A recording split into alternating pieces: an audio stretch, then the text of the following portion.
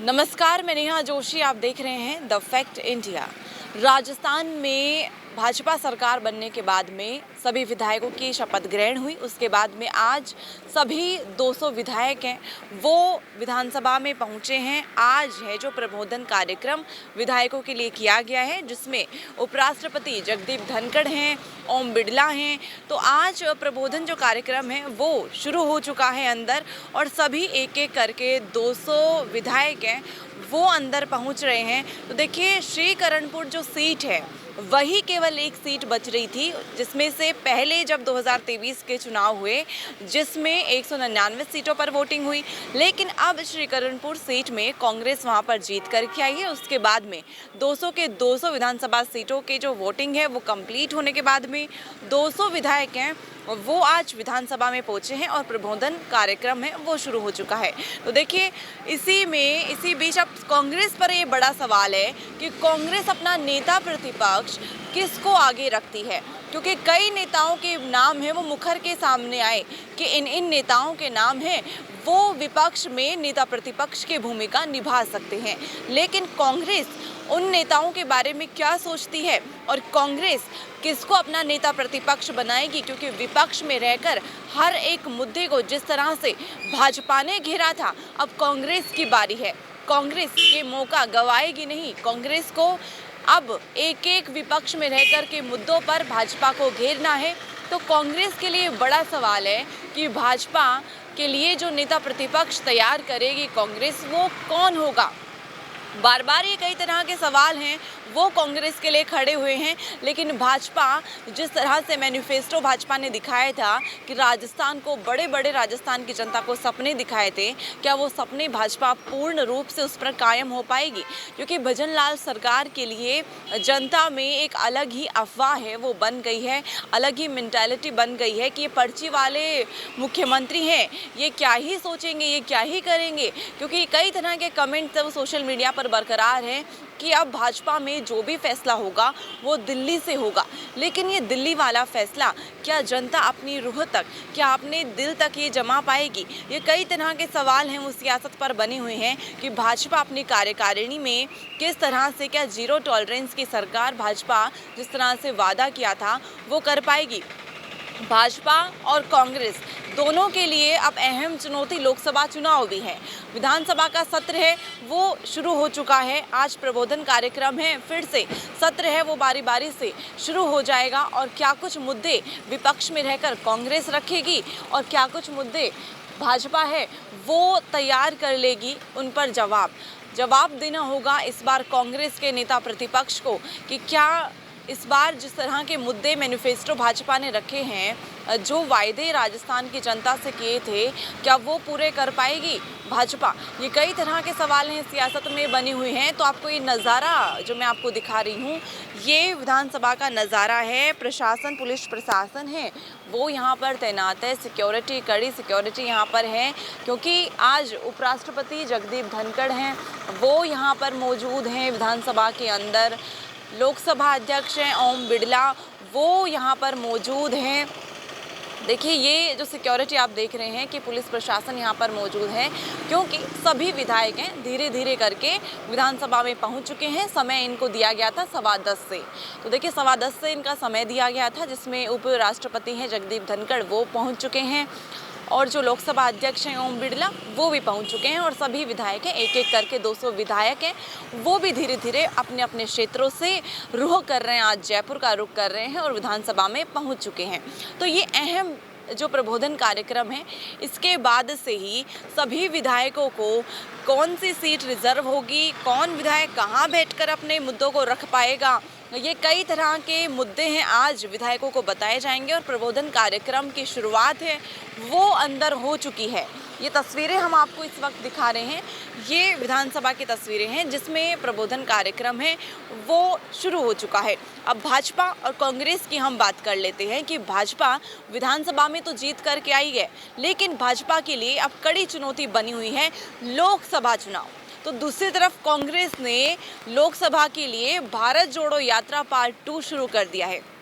भारत जोड़ो यात्रा में बांसवाड़ा से होकर के जब राजस्थान में भारत जोड़ो यात्रा आएगी तो 2 लोकसभा सीटों को कवर करेगी। जिस तरह से भारत जोड़ो यात्रा पहली बार जब राहुल गांधी ने शुरुआत करी थी तो वहीं विपक्ष में बैठे जो कई नेता हैं, दिग्गज नेता, वो एक प्लेन की तस्वीरें हमने दिखाई थी आपको, जिसमें वो कहते हुए नजर आ रहे थे कि न्याय की वो मांग कर रहे थे, सम्मान की वो बात कर रही थी। वो कौन सा न्याय चाहिए उन नेताओं को, ये कई तरह की तस्वीरें हमने आपको कल लाइव शो में भी हमारे चैनल पर हमने आपको दिखाई थी। तो ये कई तरह के सवाल हैं वो भाजपा और कांग्रेस के लिए बने हुए हैं कि आखिरकार कि जो अब सियासत शुरू होने वाली है, क्या पर्ची वाले मुख्यमंत्री, जो कुछ जनता का भी कहना है और कुछ विपक्ष वालों का भी कहना है, लेकिन क्या वो मुख्यमंत्री, पर्ची वाले मुख्यमंत्री उनको नाम दे दिया गया है, तो क्या भजन लाल मुख्यमंत्री इन विपक्ष के मुद्दों का सामना कर पाएंगे? क्योंकि अब हर एक मुद्दे का जवाब, अब हर एक विपक्ष से उठाए हुए सवाल का जवाब मुख्यमंत्री भजन लाल सरकार को देना पड़ेगा। क्योंकि अब रणनीति कुछ इस प्रकार होगी कि भाजपा लोकसभा चुनाव पर भी फोकस कर रही है, क्योंकि लोकसभा चुनाव अब एक कड़ी चुनौती बनी हुई है, क्योंकि केंद्र में भी इस बार जो मोदी की जो सरकार चल रही है, मोदी की जो हवा चली है हर एक प्रदेश में कि भाजपा ने प्रचंड जीत हासिल की है 3 प्रदेशों में, तो क्या वो मोदी सरकार, मोदी ब्रांड है, वो और भी मजबूत हो पाएगा? क्या केंद्र में, दिल्ली में फिर से प्रधानमंत्री एक बार फिर से मोदी ही बनकर के नजर आएंगे? क्योंकि अब ये लोकसभा चुनाव है, बेहद महत्वपूर्ण हो चुके हैं कि लोकसभा सीटें कौन कितनी निकाल पाएगा। बात हम करें राजस्थान की, राजस्थान में 25 लोकसभा सीटें हैं, जिसमें बहुमत से ही जीत करके आई भाजपा। कांग्रेस के हाथ में कुछ ना लगा, लेकिन कांग्रेस अब पूर्ण तैयारी में है, क्योंकि इस बार कहा जा रहा है कि इस बार वसुंधरा राजे की और जो दिग्गज नेता पहले से रहे हैं भाजपा में, उनकी जो नज़रअंदाज किया गया है उनको, इसका भुगतान भाजपा को करना पड़ेगा। लोकसभा सीटों में इसका असर भी नजर आएगा। जिन नेताओं का मैं आपको बता देती हूँ कि वसुंधरा राजे की जो मौजूदगी है वो कहीं कहीं नजर आई विधानसभा चुनाव में, कई विधायकों को वो जिता करके भी लाई हैं, लेकिन जब लोकसभा चुनाव के लिए जो अहम मीटिंग करी गई उसमें वसुंधरा राजे नजर नहीं आई। तो ये कई तरह के सवाल हैं जो बने हुए हैं, लेकिन क्या ये वाकई में असरदार होगी कि वसुंधरा राजे की जो नाराजगी है, क्या इसका असर लोकसभा चुनाव में देखने को मिलेगा? क्या जो भाजपा सरकार है, वसुंधरा राजे के लिए क्या प्लान तैयार कर रखा है भाजपा ने? क्या भाजपा वसुंधरा राजे को केंद्र की सरकार का न्योता दे रही है?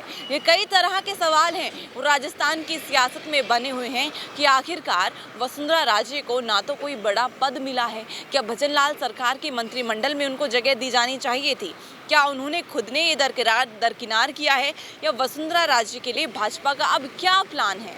क्योंकि उनके बेटे भी हैं, झालावाड़ से सांसद हैं, तो क्या कुछ हमारे जो लाइव शो में भी कई तरह के कमेंट आते हैं कि वो तो अपने बेटे के लिए तैयारियां कर रही हैं, लेकिन वसुंधरा राजे अपने बेटे का भी राजनीतिक भविष्य है, वो चमकाना चाहती हैं, लेकिन वो होगा किस तरह से?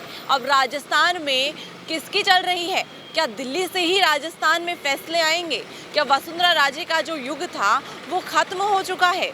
तो दूसरी तरफ डॉक्टर किरोड़ी लाल मीणा की हम बात करें कि उनके समर्थकों का पूर्वी राजस्थान में इस बार असर देखने को मिलेगा, ये उनके समर्थकों का कहना है कि अगर लोकसभा सीटों में अगर बम्पर जीत हासिल करनी थी तो डॉक्टर किरोड़ी लाल मीणा को अहम पद देना चाहिए था, जो कि अब उनको कहीं ना कहीं उनके समर्थकों में नाराजगी बनी हुई है कि वो अब नहीं मिला है, उनको कृषि मंत्री बनाया गया है उनको। तो क्या ये वाकई में उनका असर है? वो देखने को मिलेगा कि जो लोकसभा सीटों में जो लोकसभा चुनाव होने वाले हैं उसमें किसको कितनी सीट मिलेंगी, वो देखना बाकी होगा। तो अभी सभी विधायक हैं वो एक एक करके यहाँ पर आ रहे हैं विधानसभा में। अभी हवा महल से विधायक है बाल मुकुंदाचार्य, वो विधानसभा में पहुंच चुके हैं। तो कई तरह के सवाल हैं राजस्थान की राजनीति में बने हुए हैं कि आखिरकार फैसले किस प्रकार होंगे, और राजस्थान के जो नए फैसले आ रहे हैं राजस्थान की जनता को क्या वो भा रहे हैं? क्योंकि लोकसभा चुनाव पर इसका सीधा असर पड़ेगा कि लोकसभा चुनाव में किसको कितनी सीट मिलेगी, ये देखना बाकी होगा। और लगातार हम आपको तस्वीर दिखाएंगे, क्योंकि सभी विधायक हैं जो अंदर पहुंच चुके हैं। प्रबोधन कार्यक्रम है उसकी शुरुआत है वो हो चुकी है।